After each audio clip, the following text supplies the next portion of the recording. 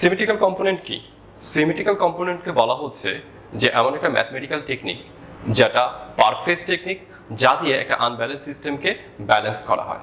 অর্থাৎ সিমেট্রিক্যাল কম্পোনেন্টে positive sequence, negative sequence এবং জিরো সিকোয়েন্স, এই তিনটা সিকোয়েন্স থাকবে, যেটা দিয়ে আমরা একটা আনব্যালেন্স সিস্টেমকে ব্যালেন্স করব, যেটা আমরা গত ক্লাসে পড়িয়েছিলাম।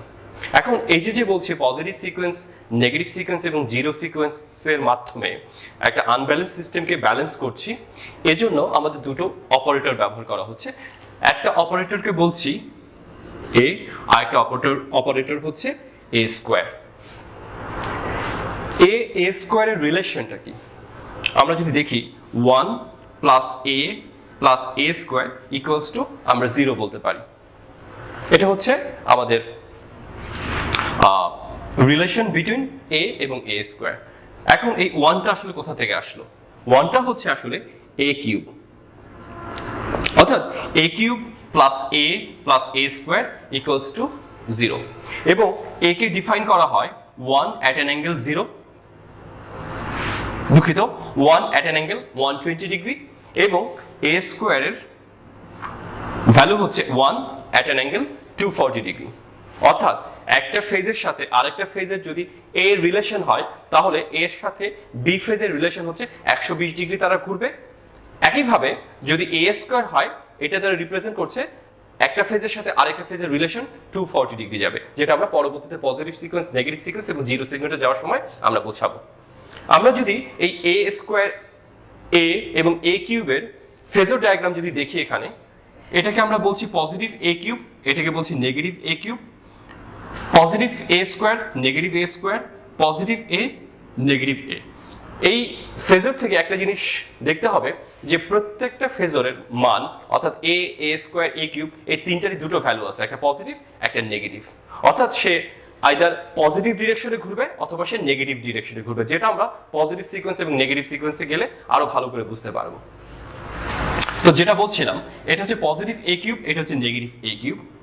এখানে আমরা দেখতে পাচ্ছি মাইনাস এ, অর্থাৎ এর নেগেটিভ ভ্যালু, বাট এটা হচ্ছে পজিটিভ ভ্যালু। আমরা উল্টাতে পারি, এটাকে পজিটিভ বলতে পারি, এটাকে নেগেটিভ বলতে পারি। অনুরূপভাবে যে পাশে এ নেগেটিভ, ঠিক তার সাথে যেটা থাকবে সেটা হচ্ছে পজিটিভ থাকবে, এটা একটু মাথায় রাখতে হবে। অর্থাৎ এখানে নেগেটিভ এ স্কোয়ার আছে, তার মানে এটা পজিটিভ এ থাকবে। এখন আমরা আসি পজিটিভ সিকোয়েন্সের ক্ষেত্রে।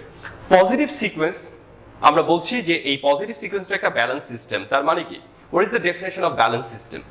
ব্যালেন্স সিস্টেম বলতে যেটা বোঝাচ্ছে যে তার তিনটা ভোল্টেজের মানই সমান থাকবে, অর্থাৎ তিনটা ফেজের ভোল্টেজের মানই সমান থাকবে, এবং প্রত্যেকটা ফেজের সাথে প্রত্যেকটা ফেজের যে রোটেশন বা রিলেশন, দ্যাট ইজ 120 ডিগ্রি।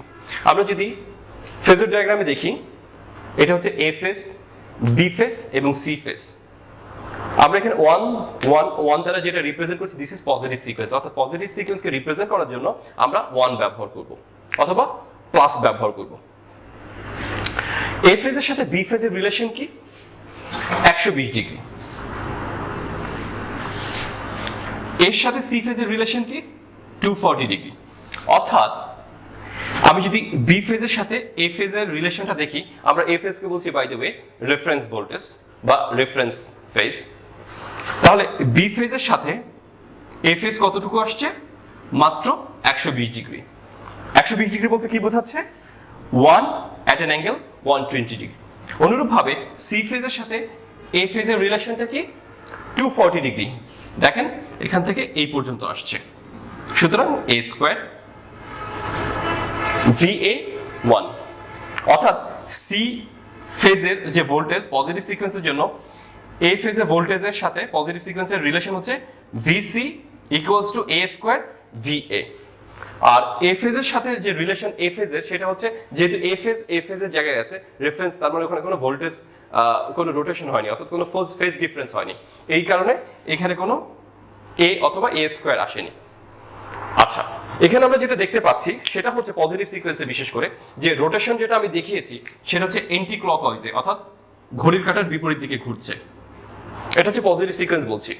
তাহলে নেগেটিভ সিকোয়েন্সে আমরা যখন যাব, ঠিক একইভাবে A phase, C phase, B phase, এবং প্রত্যেকটা ইন্ডেক্সের উপরে 2 দেওয়া আছে। এই 2 দ্বারা যেটা রিপ্রেজেন্ট করছে সেটা হচ্ছে নেগেটিভ সিকোয়েন্সকে রিপ্রেজেন্ট করার জন্য আমরা 2 ব্যবহার করেছি। আমরা খেয়াল করব এখানে যখন এন্টি ক্লকওয়াইজ রোটেশন করেছিলাম, এরপরে বি এসছে, তারপরে সি এসছে। কিন্তু এই নেগেটিভ সিকোয়েন্সে আমরা এরপরে কি আসছে, সি, তারপরে বি। কেন? আমরা যদি এই সিকোয়েন্সটাকে বলি, পজিটিভ সিকোয়েন্সটাকে কিভাবে লিখতে পারি খেয়াল করে রাখি। এটার নাম ধরলাম এ, যেহেতু A phase, B phase, C phase, তাহলে আমরা এটাকে বলছি এ বি সি।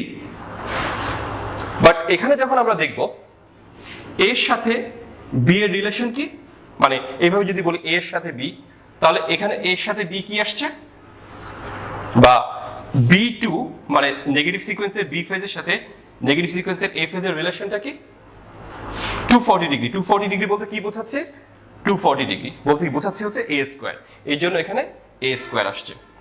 ঠিক একইভাবে সি ফেজের সাথে এর রিলেশনটা কি হবে, সি এর সাথে এর রিলেশনটা, সি এর সাথে এর রিলেশন হচ্ছে 120 ডিগ্রি। 120 ডিগ্রি বলতে কি বোঝাচ্ছে, 120 ডিগ্রি।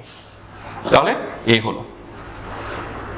তাহলে পজিটিভ এবং নেগেটিভ সিকোয়েন্সে যেটা আমি বলছিলাম, পজিটিভ সিকোয়েন্স হচ্ছে কি এ বি সি, অর্থাৎ প্রথমে এ আসছে, তারপরে বি, তারপরে সি, সিকোয়েন্সটা এরকম আসছে।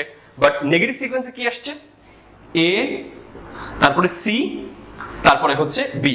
পজিটিভ সিকোয়েন্সে এবিসি, নেগেটিভ সিকোয়েন্সে এসিবি, অর্থাৎ ও এন্টি ক্লকওয়াইজে ঘুরছে, আর ও এরপরে বি, তারপরে সি হচ্ছে। যদি আমরা এবিসি বলি, যদি আমরা এবিসি বলি, তাহলে এ বিসি যদি বলি, তাহলে হচ্ছে ক্লকওয়াইজে ঘুরবে। বাট আমরা এখানে যেটা দেখতে পাচ্ছি, মানে এ বিসি এন্টি ক্লকওয়াইজ, আর এখানে যদি এবিসি বলি তাহলে এটা হচ্ছে ক্লকওয়াইজ। বাট আমরা এখানে বলেছি এবিসি আর এটাকে বলছি এসিবি, একই কথা। একটু চিন্তা করে দেখেন, যদি কোনো প্রশ্ন থাকে কমেন্ট করেন, আমরা দরকার এইটাকে আরো নতুন করে ভিডিও করে আপনাদেরকে দেখাবো।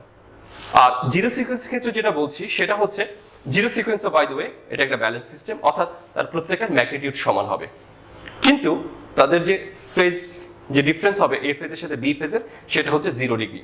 অর্থাৎ এ বি সি প্রত্যেকটা যে অ্যাঙ্গেল হবে এর সাথে বি, বির সাথে সি, সেটার মাঝখানে যে ডিফারেন্স যেটা হবে সেটা হচ্ছে 0 ডিগ্রি। সেই জন্য আমরা এখানে কোনো অ্যাঙ্গেল দেখতে পাচ্ছি না বা কোনো ডিফারেন্স দেখতে পাচ্ছি না, কিন্তু ম্যাগনিটিউড কিন্তু প্রত্যেকটা সমান। অর্থাৎ আমি যদি এটাকে ব্যালেন্স সিস্টেম, এটাকে ব্যালেন্স সিস্টেম, এটাকে ব্যালেন্স সিস্টেম বলি, প্রত্যেকটা ফেজের ভ্যালু হবে 10 10 10 অথবা 20, আপ টু ইউ, বা সিস্টেমের উপর ডিপেন্ড করবে যে সিস্টেমে কত ভোল্টেজ আছে। এবং এখান থেকে আমি যেটা দেখতে পাই, মানে আগে যেটা আমরা রিলেশন দেখিয়েছিলাম এ ফেজের সাথে বি ফেজের, সি ফেজের রিলেশন, এখানে দেখতে পাবো এ ফেজের সাথে বি ফেজের, দুঃখিত, বি ফেজের সাথে এ ফেজের যে রিলেশন সেটা হচ্ছে ইকুয়াল, অর্থাৎ ওখানে কোনো ফেজ ডিফারেন্স নেই। অনুরূপভাবে সি ফেজের সাথে এ ফেজ ইকুয়াল, আবার এর সাথে এ ইকুয়াল, অর্থাৎ আমরা জিরো সিকোয়েন্সের ক্ষেত্রে বলতে পারবো প্রত্যেকটা ফেজের যে ভ্যালুটা জিরো সিকোয়েন্সের জন্য, আর এখানে জিরো মানে যেটা বোঝাচ্ছে সেটা হচ্ছে জিরো সিকোয়েন্স। একটা মজার বিষয় বলি, এই আমাদের যে আনব্যালেন্স সিস্টেমের কথা বলছি, যে আনব্যালেন্স সিস্টেমটাকে ব্যালেন্স করার জন্য আমরা সিমেট্রিক্যাল কম্পোনেন্ট ব্যবহার করছি। এখন প্রশ্ন হচ্ছে আমাদের ইলেকট্রিক্যাল পাওয়ার সিস্টেমে যে ডিভাইসগুলো আছে, বিশেষ করে আমরা যদি জেনারেটরের কথা বলি, এই জেনারেটরগুলো কিভাবে ডিজাইন করা হয়। সাধারণভাবে ম্যানুফ্যাকচারাররা এই জেনারেটরগুলোকে ডিজাইন করে ব্যালেন্স সিস্টেম করে, কিন্তু আমাদের পাওয়ার সিস্টেমে যেহেতু ভোল্টেজ বা কারেন্ট বা ইম্পিডেন্স এগুলো আনব্যালেন্স থাকে এবং ফল্টগুলো হচ্ছে আনব্যালেন্স থাকে, যার কারণে আমাদের পাওয়ার সিস্টেমগুলোতে ম্যাক্সিমাম জায়গায় আনব্যালেন্সড থাকে। এবং এই আনব্যালেন্স সিস্টেমগুলোকে ব্যালেন্স করার জন্য আমরা মূলত সিমেট্রিক্যাল কম্পোনেন্ট ব্যবহার করি। ধন্যবাদ।